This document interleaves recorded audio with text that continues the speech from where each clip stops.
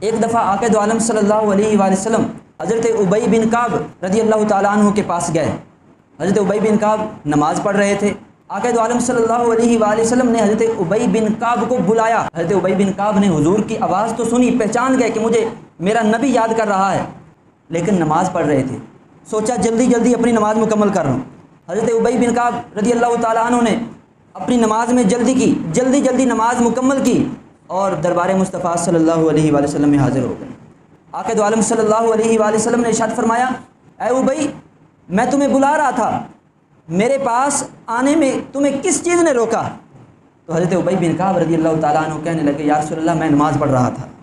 آقا دو عالم صلی اللہ علیہ وآلہ وسلم نے آگے سے ارشاد فرمایا، اے ابی، کیا تم نے قرآن کی یہ آیت یا ایھا الذین آمنوا استجیبوا للہ وللرسول اذا دعاکم لما یحییکم، اے ابی، کیا تم نے یہ آیت نہیں سنی کہ جب اللہ اور اس کا رسول تمہیں بلائے تو تم فوراً حاضر ہو جایا کرو؟